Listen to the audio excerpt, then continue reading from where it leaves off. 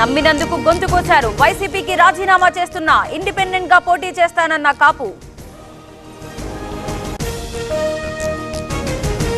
YCP మూడో జాబితాపై కసరత్తు. జగన్ను కలిసిన పలువురు ఎమ్మెల్యేలు. తన సీటు కన్ఫర్మ్ అయ్యిందన్న గోపిరెడ్డి. పైలట్ పట్నం వర్గాల మధ్య గొడవ. బీఆర్ఎస్ లో మరోసారి బయటపడ్డ విభేదాలు. సర్ది చెప్పే ప్రయత్నం చేసిన హరీష్. రాజ్నాథ్ ను కలిసిన రేవంత్ టీం. సైనిక్ స్కూల్ ఇవ్వాలని విన్నపం. రావాల్సిన బకాయిలపై నిర్మలతో చర్చ. కనిగిరిలో టీడీపీ ఎన్నికల శంఖారావం. జాబు కావాలంటే బాబు రావాలని నినాదం. అభివృద్ధి చెందిన రాష్ట్రంగా మార్చుతానన్న చంద్రబాబు. అధికారంలో ఉన్నా చేసిందేం లేదు, ఇప్పుడు ఏదో చేసేస్తా ఉంటున్నారు. చంద్రబాబుపై పేర్ని సెటైర్లు.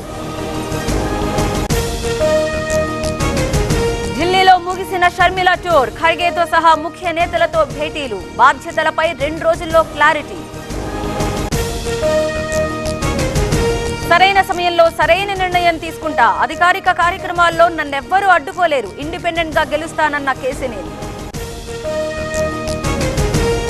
పవన్ ను వెంటేసుకుని తిరుగుతారు. బీసీ, ఎస్సీ, ఎస్టీ, మైనార్టీలను వదిలేశారు. చంద్రబాబుపై కొడాలి నాని విమర్శలు. మలికిపురంలో వైసీపీ బస్సు యాత్ర. జగన్ బడుగులకు పెద్దపీట వేశారన్న రాపాక. వేలాదిగా తరలివచ్చిన క్యాడర్. ఊపిరున్నంత వరకు వైసీపీలోనే. నా మాటల్ని వక్రీకరించారు. పార్టీ కోసం కష్టపడతానన్న ఎంఎస్ బాబు. వైసీపీ అభ్యర్థి మార్పుపై అరకులో నిరసనలు. స్థానికులకే కేటాయించాలని డిమాండ్. గో బ్యాక్ మాధవి పేరుతో ర్యాలీలు. కార్లలో తిరిగే వాళ్లకు బస్సు గురించి తెలియదు. ఉచిత బస్సు ప్రయాణంపై జగ్గారెడ్డి ప్రశంసలు. గ్యారంటీలపై రేవంత్ ప్రత్యేక శ్రద్ధ పెట్టారన్న నేత. రాజ్యాంగ వ్యతిరేకం, ప్రజా వ్యతిరేకం. సమగ్ర భూరక్ష చట్టంపై జనసేన రియాక్షన్. న్యాయవాదుల పోరాటానికి పవన్ మద్దతు. శబరిమలలో కొనసాగుతున్న భక్తుల రద్దీ. దర్శనానికి 15 గంటల సమయం. దేవస్థానం బోర్డుపై భక్తుల ఆగ్రహం.